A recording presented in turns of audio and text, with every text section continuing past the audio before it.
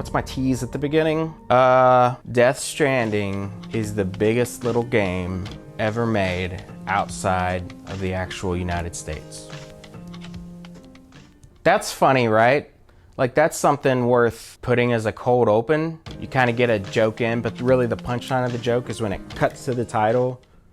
So like, it's not really funny until it cuts to the...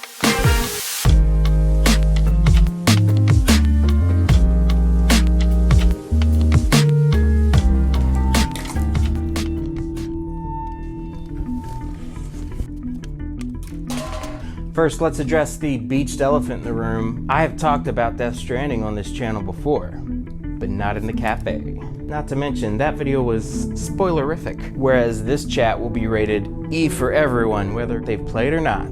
Seriously though, this episode is rated T for teen, because it's the coolest rating. Nope, for a reference to tobacco and partial nudity. The road more traveled. Each time a new memory is created or a new skill is learned, stronger connections are built between brain cells. Now, that quote is from the Surgeon General about e-cigarette usage in teens. However, it made me think about how the pads in this game are worn the more they're used. That's gotta sound good on camera. There's a lesson in there. But you know, this isn't school, so. Tiny Merca. Merca. Isn't America already abbreviated enough? Merca. Merca. It's like a dolphin. Merca, Merca. For a game, this world is especially huge. For the USA, it's microscopic. To my viewers not in the US of A, first of all, welcome. But also note that it's hard to grasp spatial awareness from a map. I mean, that's also the case of people that live here too. I mean, a lot of times you'll see a show that, although it's set in the DC area, like your NCIS's, your Boneses, clearly made by people on the opposite side of the continent. Cause they'll be like, grab your gear, we've got a warm body in Norfolk. And boom, the very next scene, they've traveled 200 miles from DC to Norfolk before lunch. And I mean, based on Lividity, the body died 10 minutes ago. The body died. That's how it works. A quick Google mapping suggests it will take, calculating, over 3 hours. And that's without traffic. It's almost like TV isn't real. What? By the way, this episode is not sponsored by Monster. However, Monster, if you're listening, just if you're listening. But I get it. Real life can be a drag. So space, area is compressed. The way in a lot of games, time is compressed. And that's why a day-night cycle, you know, can happen in like 20 minutes. Unless you're Animal Crossing. And you just have to painfully wait in real time.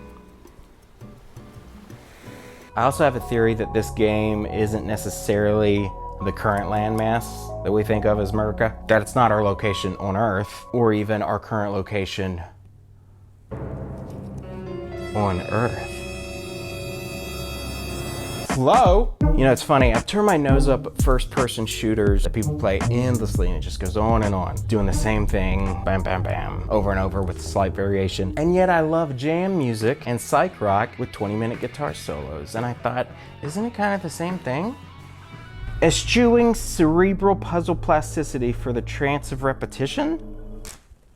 I actually wrote that. It's a bit much. Verbose. You know, Tim Rogers owns being verbose.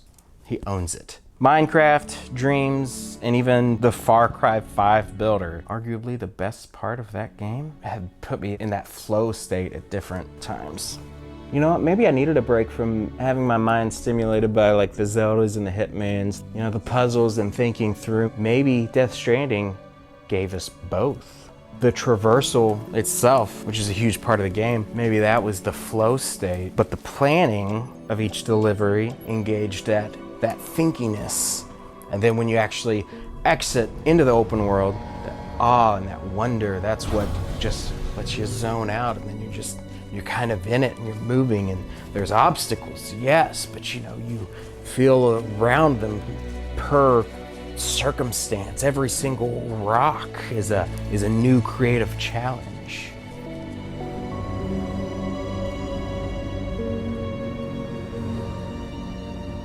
Or you get on the zip line and it's like a roller coaster.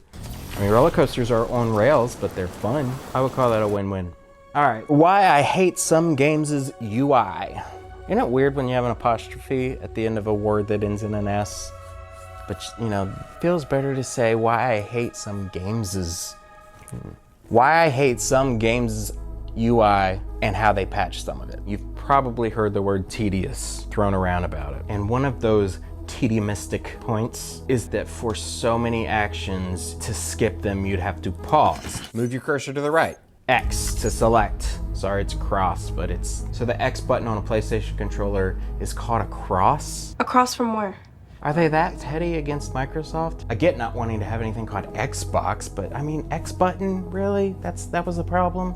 But they patched it, reducing that 2 or 3 button sequence down to 1 button. And if you ask me, it's 1 button too many. If I'm gonna recycle, don't do any fanfare about it. Just do it. Press whatever to skip, and then it doesn't really skip. It's like auto skip, but you still have to push buttons. That's such, come on. I'm not talking about excessive dialogue or bloated story, which this game has that, and you can watch my in-depth review. I'll tell you all about it. It feels like this isn't really fun, so why are you making me do them over and over?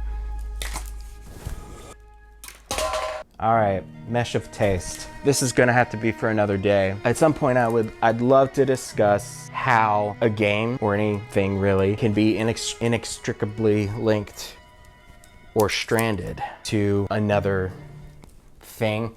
Let me use an example, since I'm not really eloquating this quite wonderfully. When I play Death Stranding, I want Brooklyn Nine-Nine to be on in the background, because that's what me and the missus watched while I was playing, and now they are linked. And that's not nearly the first time that's happened. I have actually an entire folder about all the games that I've played and what shows were binged behind them, because then they're connected, they're stranded. And isn't connections what it's all about, you know? Or it might just be about death. Yeah, Death Stranding. The addendum, the emendation, the finishing of my thoughts on Death Stranding. And let's see. The hills are alive. The sound of music. I don't know that song.